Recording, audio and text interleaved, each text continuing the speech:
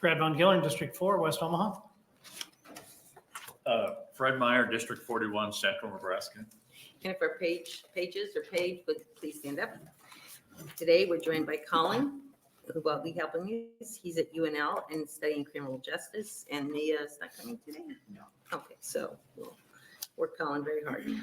Please remember that senators may come and go during our hearing as they may have bills to introduce in other committees. Please refrain from applause or other indications of support or opposition. For our audience, the microphones in the room are not for amplification, but for recording purposes only. Lastly, we use electronic devices to distribute information. Therefore, you may see committee members reference the information on electronic devices. Please be assured that your presence here today and your testimony are important to us, and it's created. 17. Thank you. And with that, we'll open on LB 1379. Welcome, Senator Day. Thank you. I think it's LB 1140. I'm sorry, Yes. 1149. Just wanted to make sure. Yes, yeah, that's good. Okay. We won't confuse everything. Thank you. Good afternoon, Chairwoman Linehan and members of the Revenue Committee. My name is Jen Day. That's Jenday, and I represent Legislative District 49 in Sarpy County. LB 1149 provides a motor tax exemption for one vehicle per household of those with Gold Star family license plates. This bill came out of the work on LR 142, an interim study that I filed last summer to look at ways that Nebraska could be more competitive in attracting veterans and retaining service members stationed here. This was one of the suggestions, and I hope can be one of the ideas that has broad consensus. As I'm sure all of you know, Gold Star families are those who have lost an immediate family member while serving our nation in a time of conflict. As the Hope for Warriors Foundation puts it, an honor no one wants. The origin of the Gold Star symbol dates back to World War I.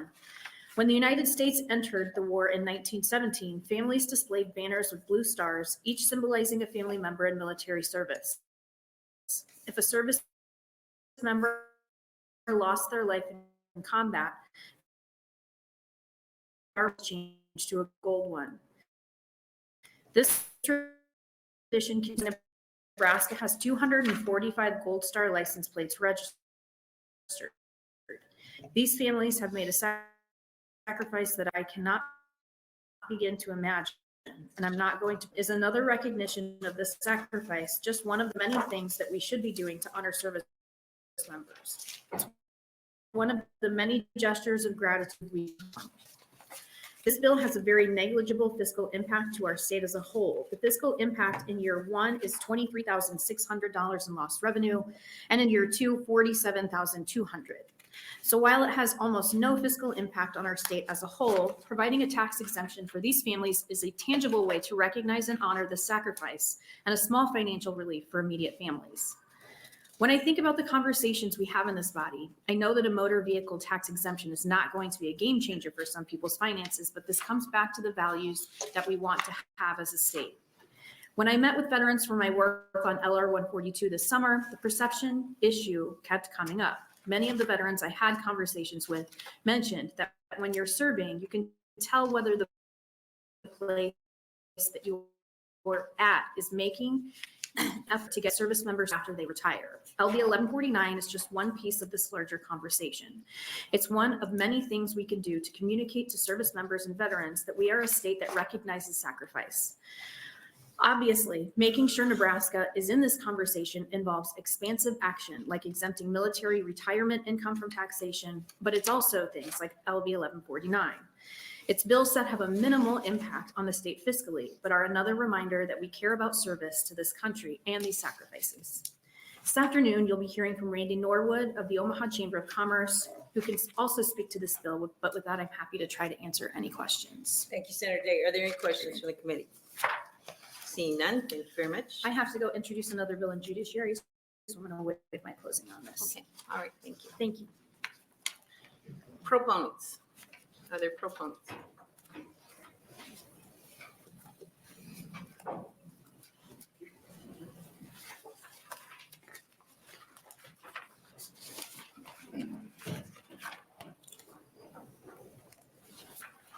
Good afternoon.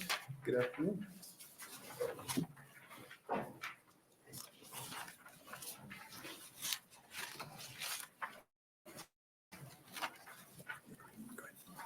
Chairwoman Linehan and members of the Revenue Committee, my name is Randy Norwood, RANDY, and I'm the Associate Vice President of Military Affairs and Strategic Partnership for the Greater Omaha Chamber of Commerce and a 24-year veteran of the United States Air Force. I'm here today to offer the Chamber support of LB 1149. First, let me thank Senator Day for introducing this bill and for her interest in pushing forward efforts that recognize the sacrifices of our military community. Specifically, the sacrifice of those family members who are left behind after one of our brave service members make the ultimate sacrifice. During my military career, I served as a first sergeant in 7 different units, at home, overseas, and at deployed locations. As such, I've helped family members of the fallen through these trying times, and even though Gold Star families have experienced a great loss, their ties to the military community remain strong, and the military networks are dedicated to supporting them. Last year, I conducted 4 roundtable discussions on what makes a military-friendly state.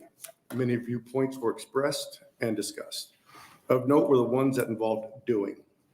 Sure, the pats on the back are appreciated, but what action is taken to show deliberate appreciation of our servicemen, servicewomen, and their families, especially to those left behind, matter the most.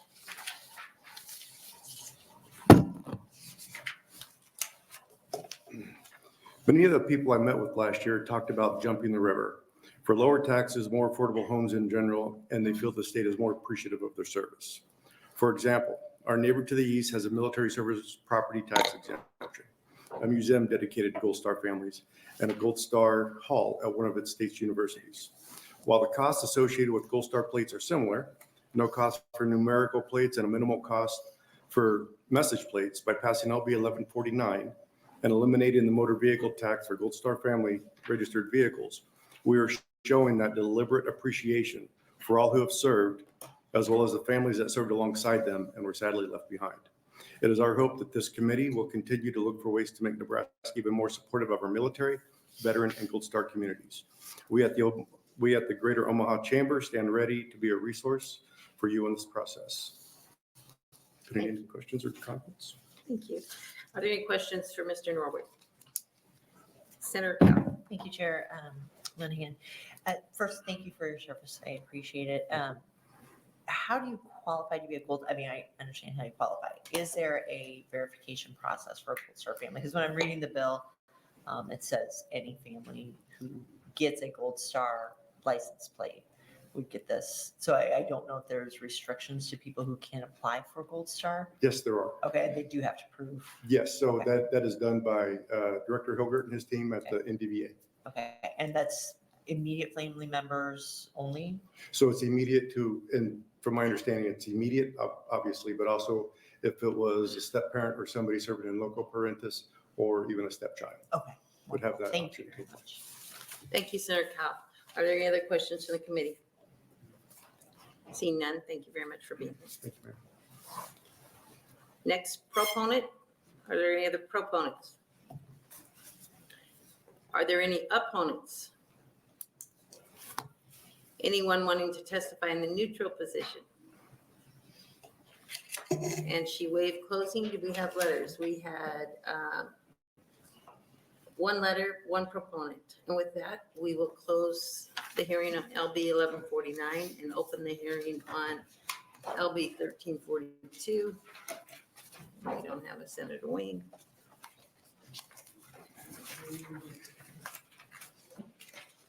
Didn't she just go to judiciary?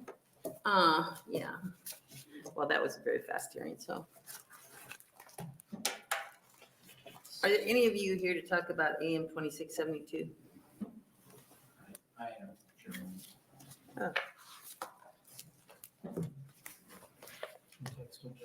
You just texted me.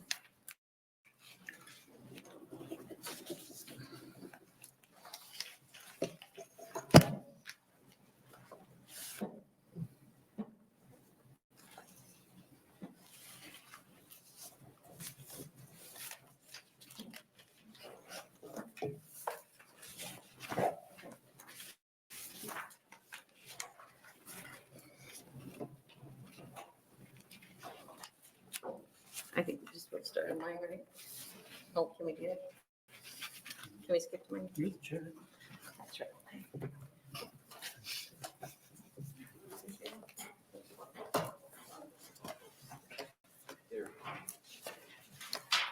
Okay, we'll open up on AM 2672, Senator Linehan.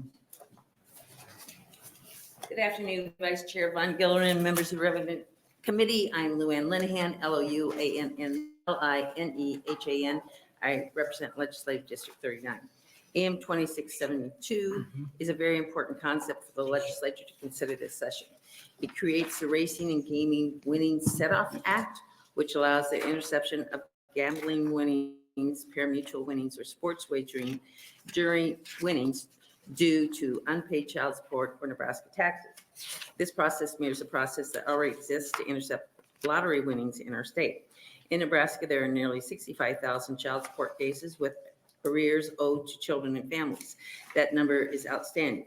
And we need to make sure that the child support enforcement program at the Department of Health and Human Services has every tool available to capture this money for the children of our state. The set-up program allows for delinquent child support and taxes and fees that are owed to the state to be offset against winnings at casinos. Casinos are required to look up each winner that is receiving a payout over $100 using a system developed by the Department of Revenue. The casinos are required to deduct the amount shown in that system from the payment and remit that amount to the Department of Revenue. The Department of Revenue and DHHS will provide notice to the winner and an opportunity to dispute the offset. At the conclusion of the protest period, the set-off will occur. Child support will have priority over taxes and fees owed to the state. As mentioned, this system is very similar to one that's already being used for lottery winnings. The only difference is that child support does not currently have a priority within the system. AM 2672 changes that and gives a priority to child support. There will be testifiers behind me from both agencies that will be able to answer technical questions, but I'm happy to try to answer anything that you might have for me. Thank you, Senator Linehan. Any questions from committee members? Seeing none, presuming you'll stay to close. We'll open for proponent testimony.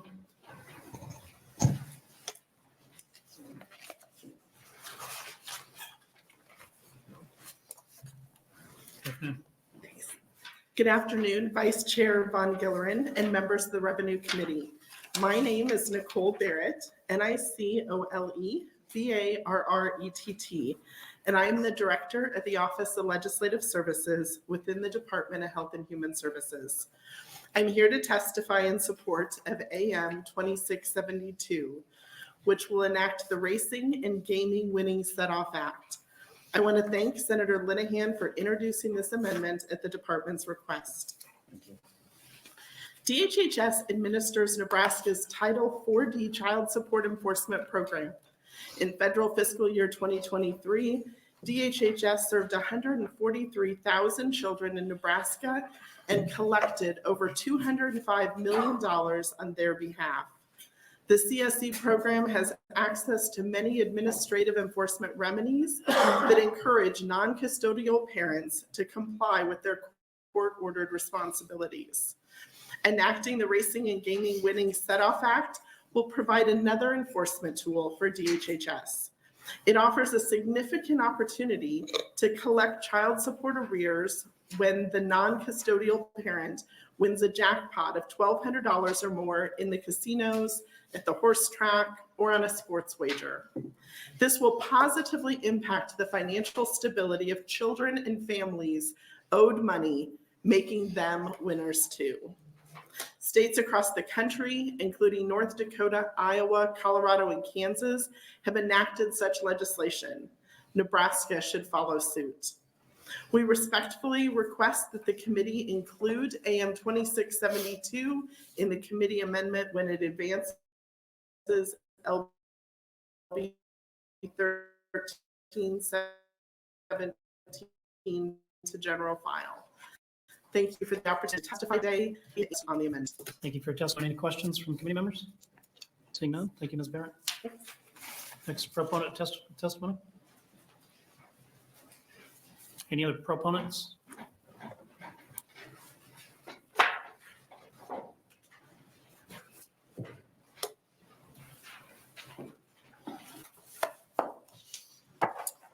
Good afternoon, Senators. My name is Dave Welsh, D-A-V-E-W-E-L-S-C-H. I am a farmer and currently serve as president of the Milford Public Schools Board of Education. I have served as school board member for over 30 years.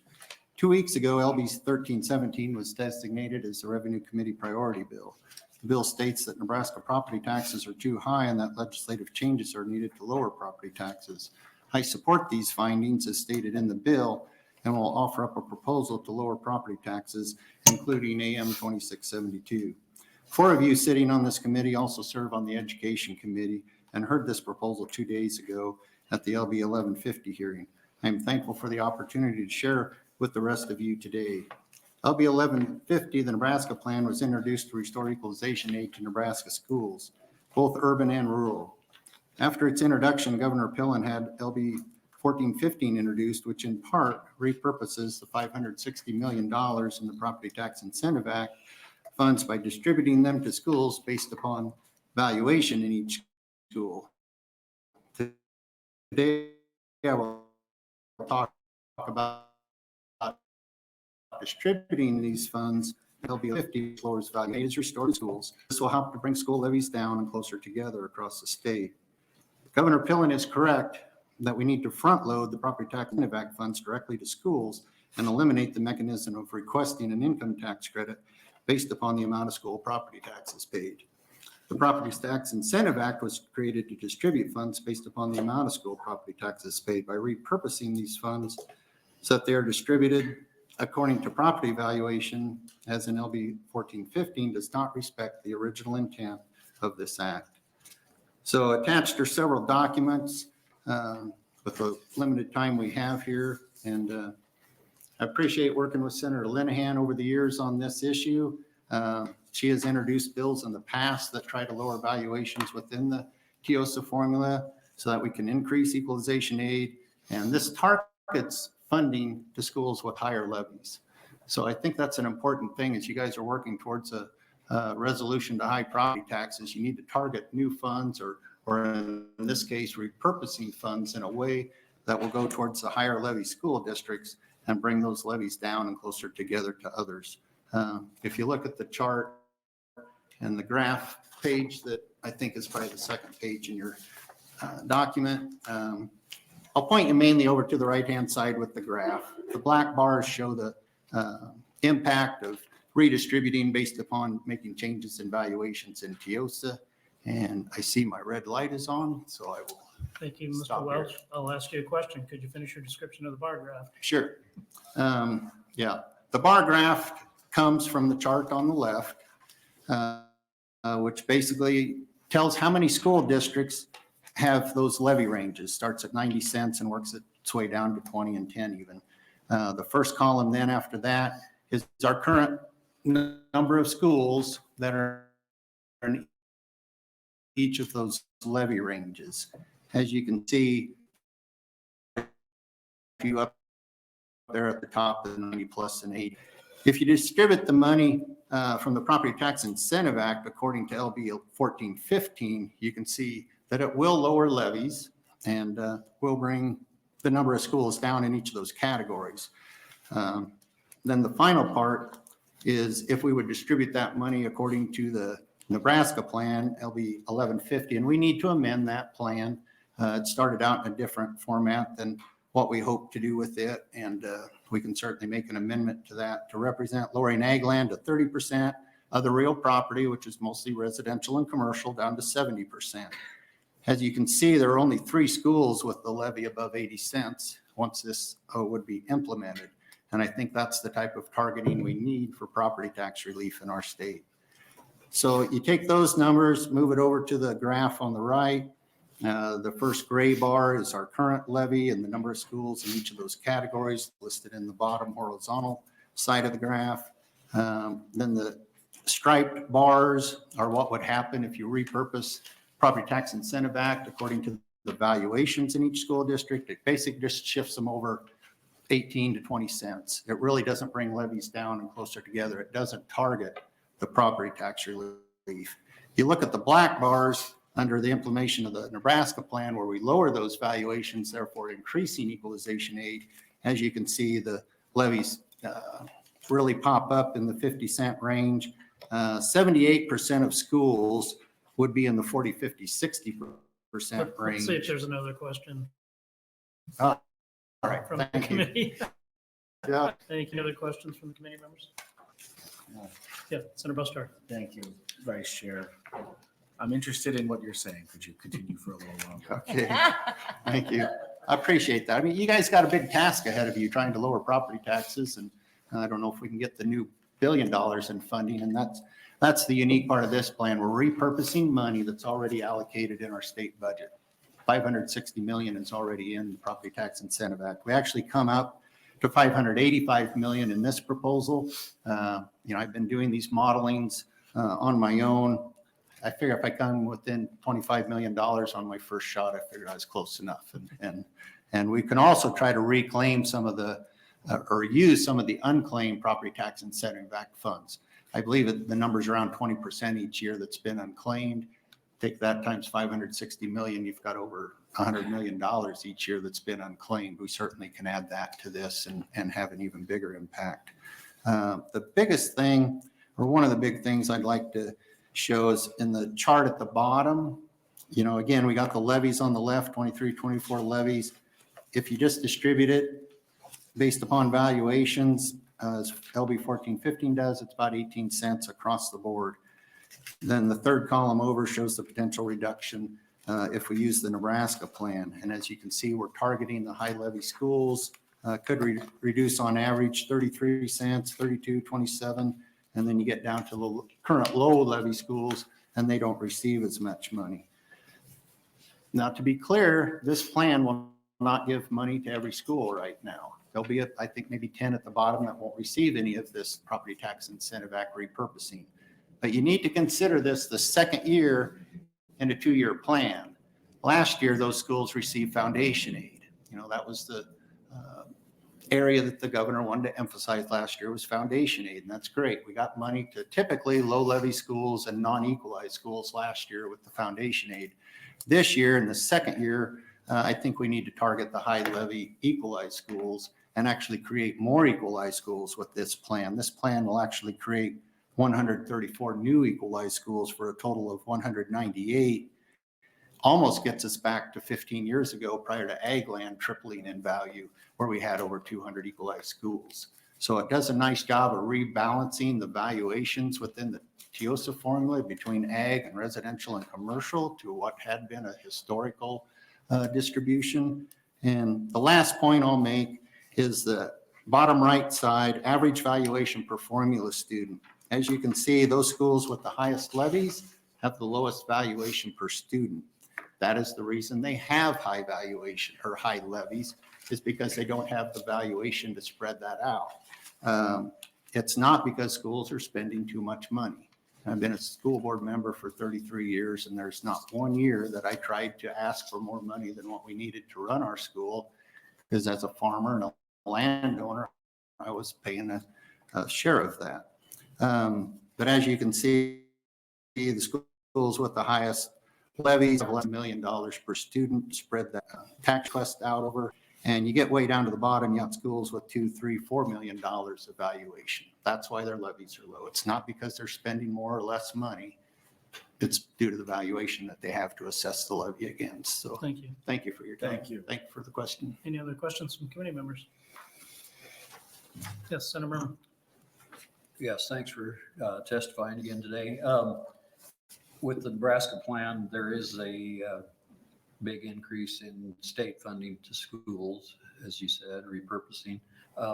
What assurance do we have that the schools would have a like reduction in property taxes with that increased funding? Right. Yeah, that's a good question. Been asked many times. My first answer is that most of that increased funding to schools will be lowering property taxes because of the locally elected school boards. I have faith in myself and the 1,700 other locally elected school board members across our state. There's different ways we could go about doing this. As you can see, if we implement this plan, there's only 3 schools, 80 cents. I believe some is exceeding the current 5 levy lid. I don't have a magic number here. One possibility could be in the levy lid. Once we repurpose. Again, this is not me. The attempt is to try to spread this out to schools in the same fashion or as close as possible to what the Property Tax Incentive Act did, which is the more taxes you pay, the more money you get back. We're trying to give this money to the schools that pay. We don't pay more in taxes. So the general answer is there's no guarantees in this life, but I think the efforts have been made to lower levies across our state with the foundation aid and now with the if we repurpose the Property Tax Incentive Act. Thank you. Any other questions? Seeing none, thank you, Mr. Welch. All right, thank you. Next proponent.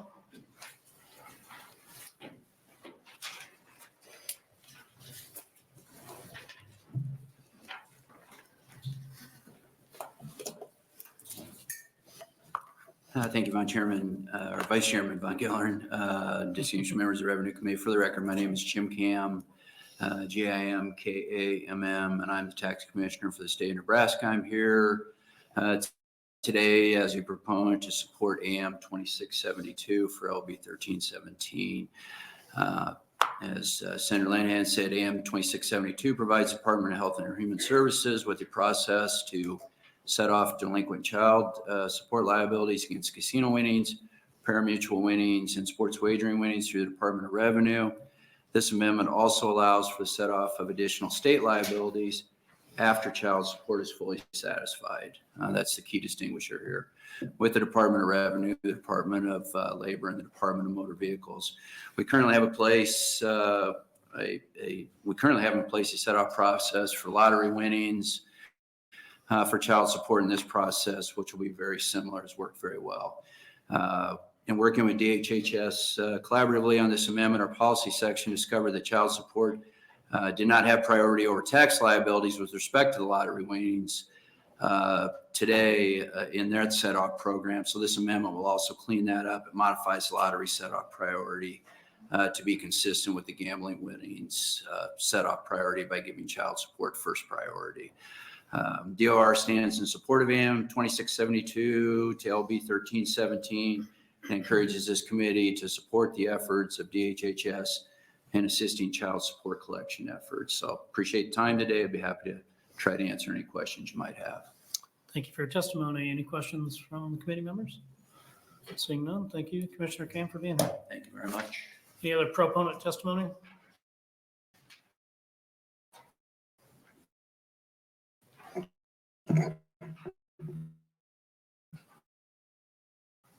Seeing none, any opponent testimony?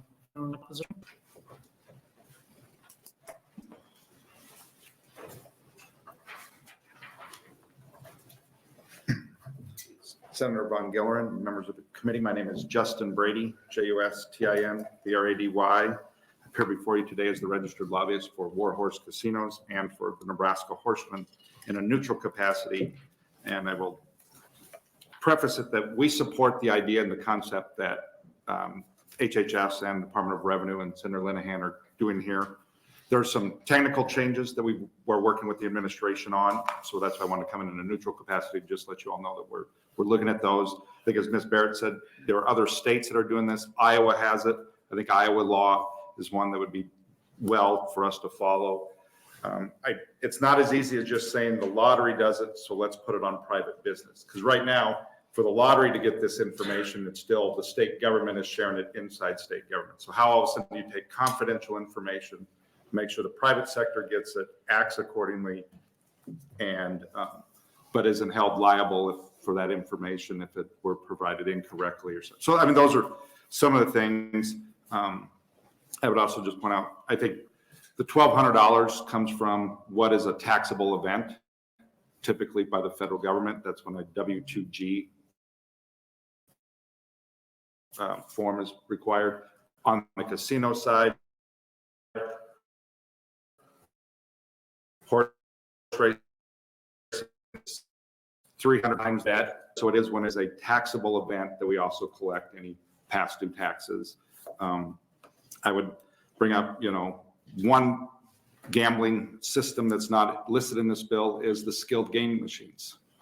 So I would also say that's not something we have, but it is something out there that also will be providing jackpots across the state that could also be included as far as collecting this. And the last thing I'd just point out is the fines.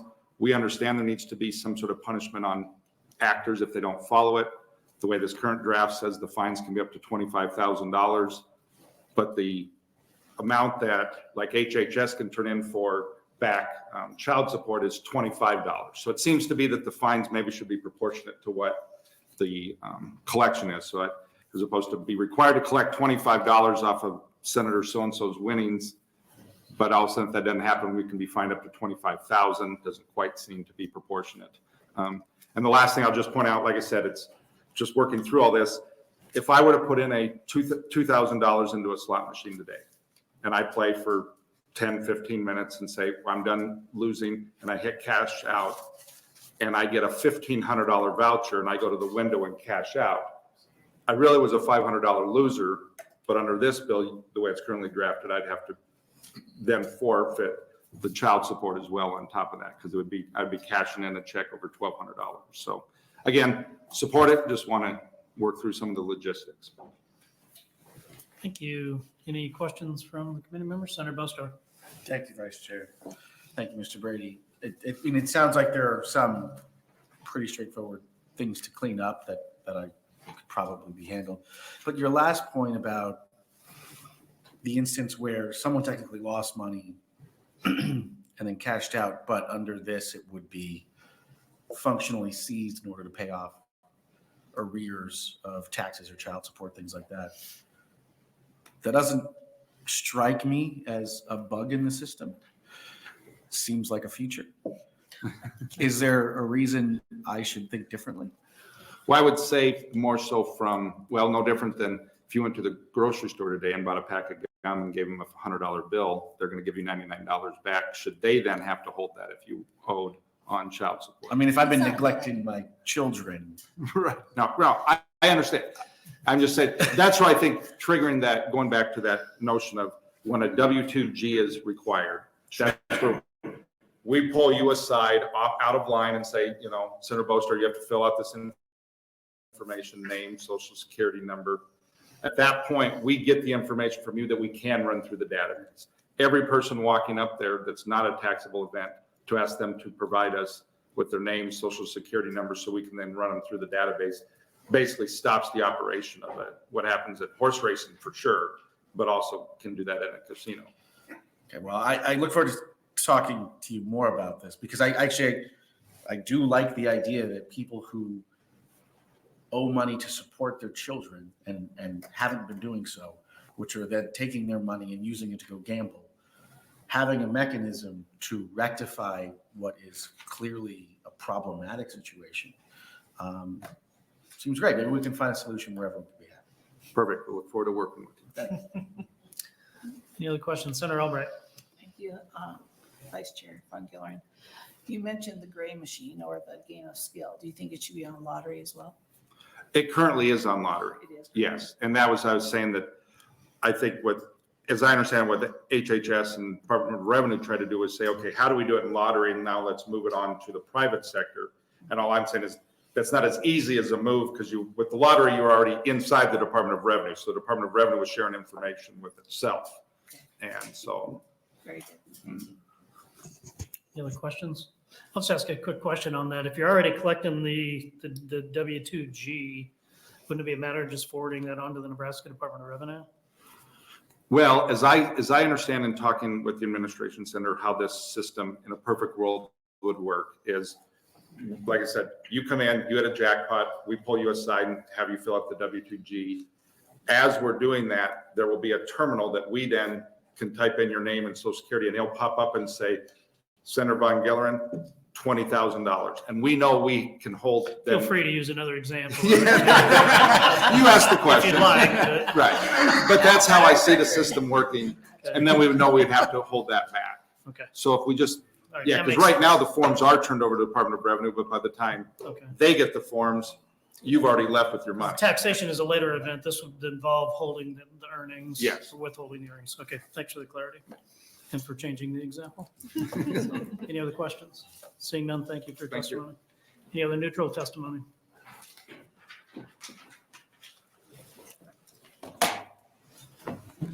Good afternoon. Good afternoon, Vice Chair Von Gillern, and members of the committee. For the record, my name is Dusty Vaughn, spelled DUSTYVAUGHAN, and I'm a registered lobbyist appearing on behalf of Funner Park and Elite Casino Resorts. We agree with everything Mr. Brady just testified, and I'll just bring up a couple other points. From the horse racing perspective at Funner Park, because of the way horse racing works, tying up a customer while the check occurs can cause that person to miss some races.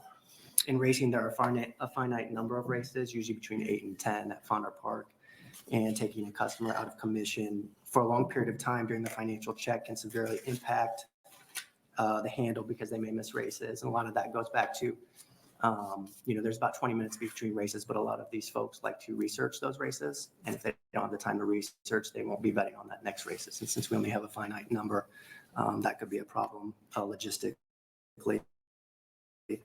From the casino perspective, Elite Casino, they're an Iowa company, so they've dealt with a similar system there in Iowa that they're currently doing across the border. They would like to see some changes in the amendment, AM 2672, to make it more logistically sound. First being the system check, and I think Mr. Brady alluded to this, should apply to the federal reporting winnings and not other winnings. Elite would also like to be indemnified if there's a mistake by an employee or a customer switches seats to avoid the debt collection system. Or if the internet is not working, the system cannot be checked. What happens in that case? Are they responsible for doing that? Or we'd like to see that cleaned up a little bit. Confidentiality of information is obviously a concern from the casino's perspective. They do not want that information, nor do they want to hold it. And like the businesses that collect sales tax in the state, it would be nice if the casino could retain a reasonable fee for doing the collection for the state on their behalf. We have also been in contact with the governor's office. I think we're confident we can come up with a system that works for everyone, for the third-party collector and the state. With that, I would take any questions. Thank you. Any questions from the committee? Senator Bostar. Thank you, Vice Chair. Thank you, Mr. Vaughn, for being here. How does it work in Iowa? I mean, we've heard a couple times about how they do this in Iowa, and it seems to work there. What are the differences? What are we talking about? So the biggest one, Senator, is it's tied to a federal reporting requirement. So when it hits that federal threshold, that's when the casino runs a system check, similar to like what we're talking about in this amendment. And I think that would probably work best here too. We're just talking about a certain dollar number. If we tie it to the federal number and not put it in statute, we're not going to have two different systems if the federal number changes. So the federal reporting requirement will work best. They check it, a system that's been set up in Iowa, similar to what we're talking about in this amendment. They withhold whatever shows up in the debt collection, and then everybody moves along their merry way. Do the tracks and casinos in Iowa get a fee from the state for doing the system? I'm going to have to check on that, Senator. I don't know about that. And this is from the casino perspective. As far as the horse racing, they have a different industry. I'm just speaking from Elite's perspective on that. I'm not really sure how they do it on the horse racing side. Do they have a system on the horse racing side now? I'm not sure. I'd have to check on that for you. Oh, well, thank you very much. Any other questions from the committee? Seeing none, thank you, Mr. Vaughn. Any other neutral testimony? Seeing none, Senator Linehan, would you like to close?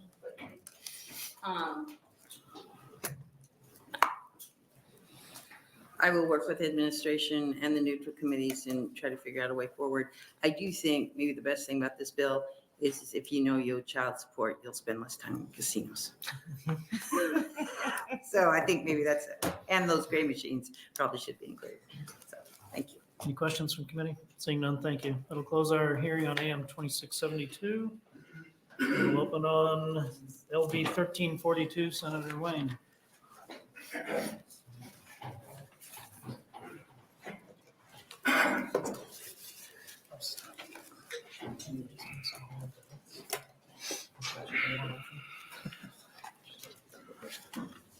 Thank you, Chair Linehan. My name is Justin Wayne, JUSTINWAYNE, and I represent Legislative District 13, which is North Omaha and Northeast Douglas County. This bill is very simple. A couple years ago, I had this crazy idea of let's get rid of sales tax on residential water. It flew right through because when we keep talking about exemptions and taxes and what should be taxed and what shouldn't be taxed, I don't think necessities like food should be taxed. I don't think water should be taxed. And I definitely don't think residential use of electricity and natural gas should be taxed. I saw the fiscal note one day before the hearing. I know it's significant dollars, but that just goes to show you how regressive our sales tax on this is. That people who go buy a mortgage, go get a mortgage, they don't lose their home because of the mortgage. They lose their home because of property taxes and utilities. And the one thing this committee has focused on over the last 5 years is figuring out how to lower property taxes. But the other side of that coin is utilities. And their rising cost of utilities, they should not tax those things that are fundamental. Water, electricity. If your home is powered by natural gas or your stove, you're cooking for your kids. You shouldn't have to pay taxes on things that you essentially need. I've heard this from former Governor Ricketts to now Governor Jim Pillen that we should not tax the things that are essential. We live in a state where it's going to be cold 6 to 7 months out of the year. Hell, it might be 80 one day and 9 degrees the same day. So having electricity, and heat and those things for your family, those aren't really optional. And if you think about it, you can't pay for heat. State will come in and take your kids if you don't have a proper place to live. So it's essential. So let's not tax it. Period.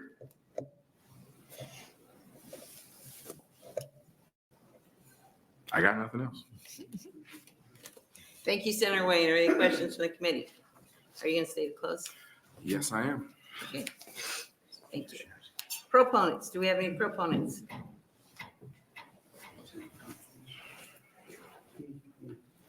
Good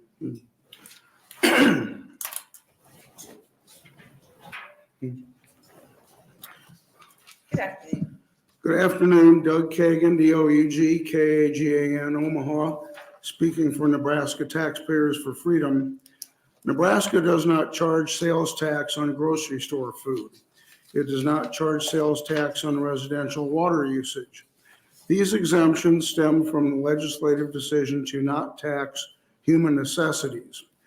In our Nebraska climate, we usually have very cold winters and hot summer weather, so people require heat and air conditioning to live and work. These are similar necessities. Rising gas supply rates have increased the cost of natural gas.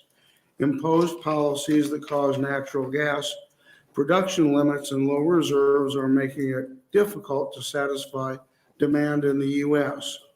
Therefore, our utility rates have climbed. Additionally, on both my electric bill and natural gas bill, the sales tax bases on not only the basic usage, but on the total bill. Such taxes significantly and negatively impact anyone who uses natural gas or electricity to heat or cool their home or business. The necessity for utilities to update their old and crumbling infrastructure and to expand capacity for growing populations also have raised utility rates. Note that Alaska and 14 other states allow no sales tax levies on electricity or natural gas.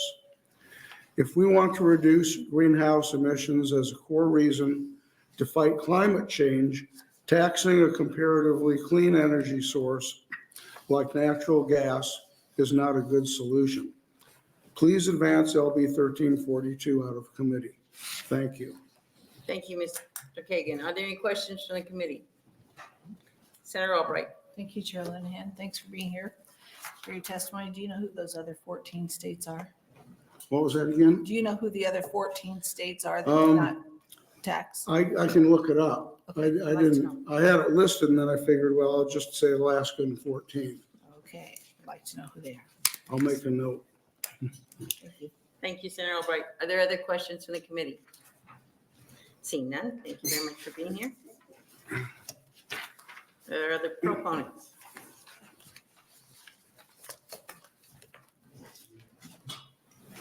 Good afternoon. Good afternoon. My name is Dennis Slice. It's spelled Dennis. Last name is Schleis. And I live in Omaha. Our OPPD bill for electricity and our MED bill for natural gas has soared. I suspect that one reason that these bills have increased is because neither of these utilities have competition. So we have no choices about where we get our natural gas and electricity. If legislation would change to allow competitors to offer these services in Nebraska, I think our utility rates would drop. But meanwhile, any action would help, even if it was just a few dollars per month. With inflation still emptying our pockets, LB 1342 would help our family budget. And I thank you. Thank you, Mr. Slice. Are there questions from the committee? Seeing none, thank you very much. Are there any other proponents?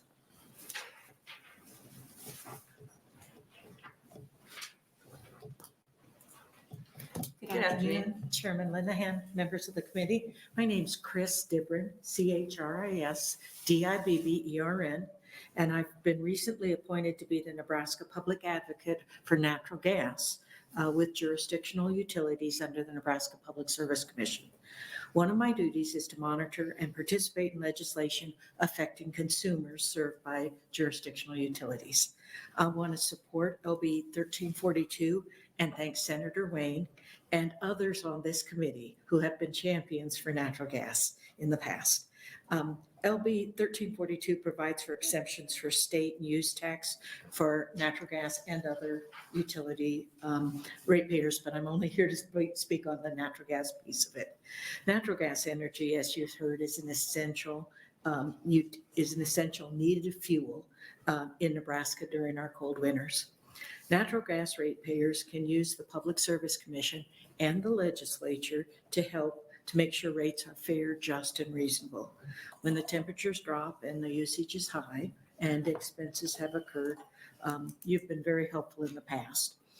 Larger commercial and industrial users negotiate a much better rate for natural gas in general because they have a year-long usage and more buying power. So they're not exempt under this bill. Residential utility meters in states that you heard about, Florida and Maryland, to name a few, do exempt the utilities from sales and use tax, generally only residential. There are a few suggestions I can give you to 1342. One, insert the word primary residence to treat everybody so that we're just talking about their primary residence. And lastly, this issue, I too, as Senator Wayne talked about, looked at the fiscal note, and it may be an interim study to review what other states are doing and to see how you can help ratepayers with a good idea over the summer if you feel like you can't do it yet. And I'd like to thank Senator Wayne and other members of this committee and the utilities themselves for seeking fair, just, and reasonable rates in the state. Any questions? Thank you very much. Are there any questions from the committee? Seeing none, thank you very much for being here. Other proponents?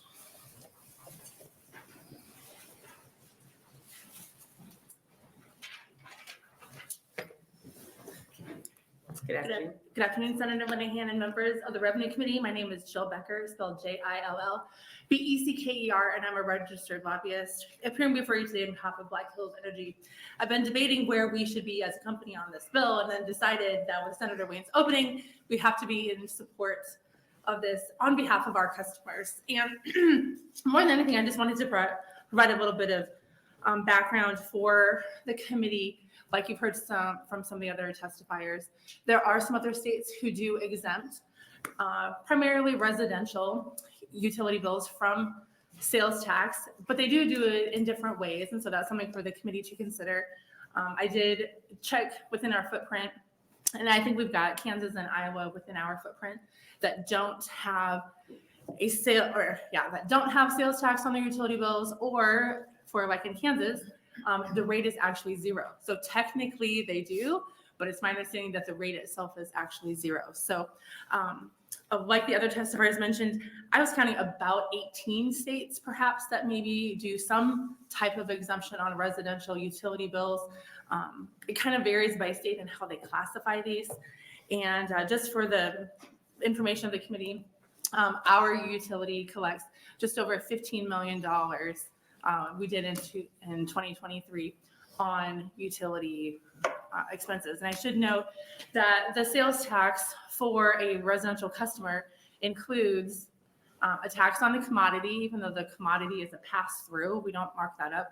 The commodity, the expenses to deliver that gas, there is a tax on our franchise fee itself. So the sales tax comes off. It is in addition to every and any expense on that bill, basically above the line. So I'd be happy to answer any questions from the committee. Thank you very much. Are there questions from the committee? Senator Von Gillen. Thank you for your testimony. On just say a $100 gas bill, what portion of that percentage-wise would be the fuel itself versus all the other fees, roughly? That's a great question, Senator. And I know that we have an infographic on exactly that, but primarily the commodity is the largest amount. So I'm not going to guess because I'm not remembering where it is right now, but it is actually the cost of the commodity, the actual usage of that customer, that is the primary factor in the cost of their bill. Okay, it'd be helpful to know that if you can follow up. Yep, on this, I that'd be sure great. will. Thank you. Yep, I'd be happy to. Thank you. Any other questions from the committee? Do you know if propane is taxed? That's a good question. I don't know for sure. I'm not going to guess. I don't know. I would say yes. Okay. Okay, thank you. Any other questions from the committee? Seeing none, thank you very much. Thank you. Are there other proponents? Are there any opponents? Anyone wanting to testify in a neutral position? Do we have letters? Yes, we did have letters. Senator Wayne, would you like to close? We had LB, we had 2 letters, both proponents, one MUD, and the Sahara Club, and a cattleman. Aww. You planned this, didn't you? I believe you set the schedule. I didn't plan on being you the last one. Oh, no, it's your last one. So first, I will answer any questions. Isn't that sweet? Okay. Since there's no questions, I want Do to the start committee with- members have any questions? So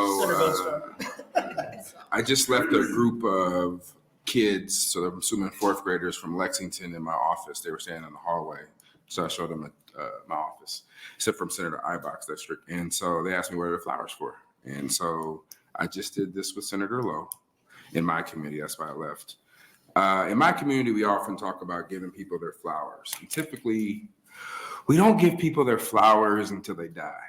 And so at funerals, we hand out a lot of flowers and we talk about how great people were. And so one of the things that I'm making a conscious effort of and what's happening in North Omaha is we are trying to literally give people their flowers while they're still here. Oftentimes, especially in this job, we don't say thank you.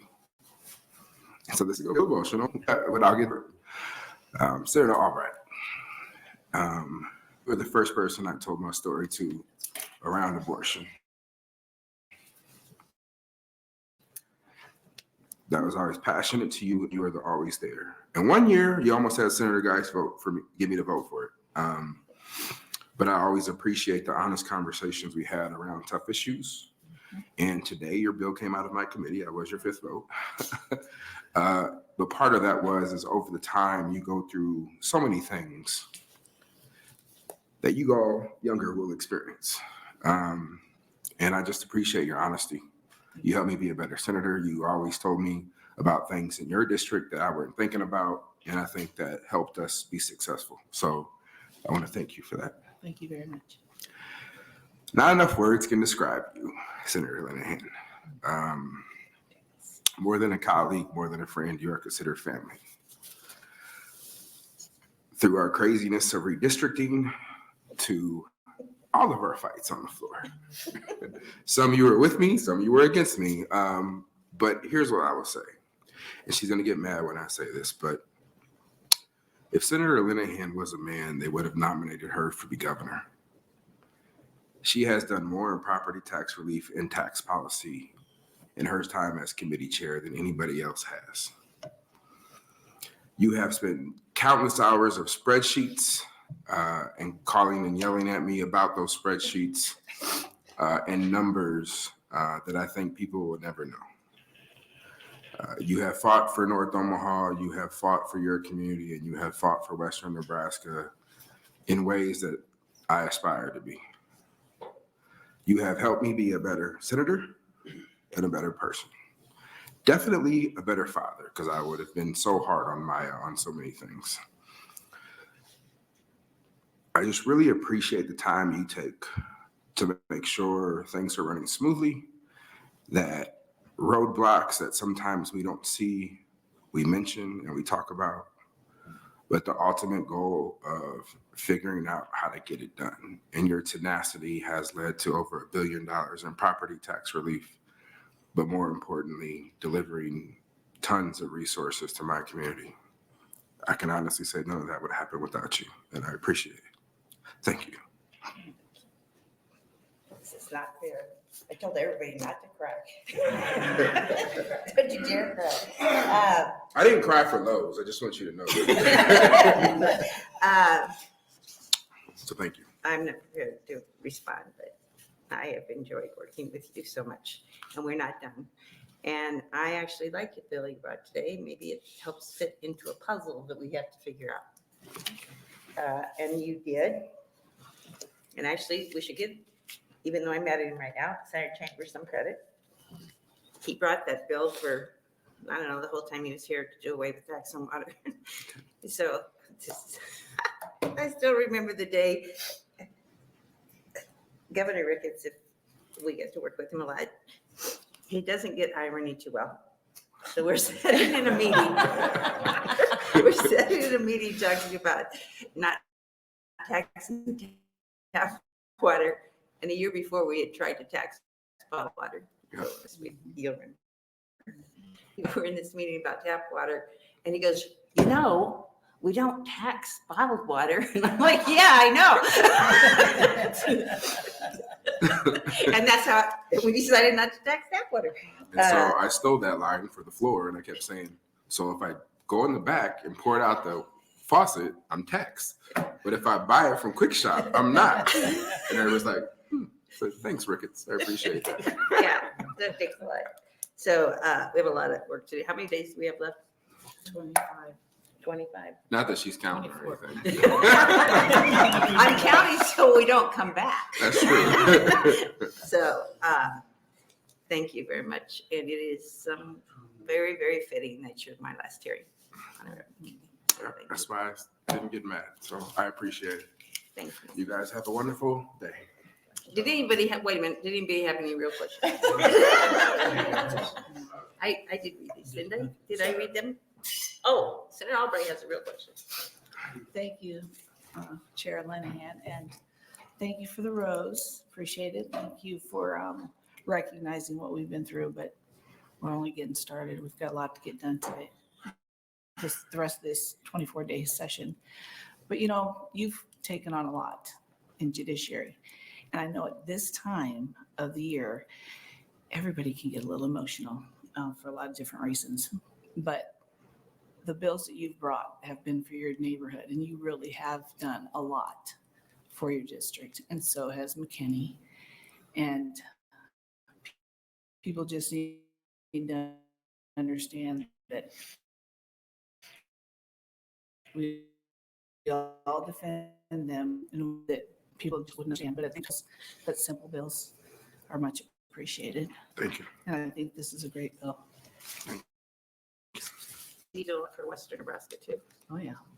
the whole inland port thing. Mhm. And you worked with, yes, some of the members who are no longer here who were quite difficult. But you managed to get through it, so thank you very much. Okay, that's it. What legislature is this? 100 and what? Eight. 108th Legislature's Revenue Committee hearings are over. We'll see.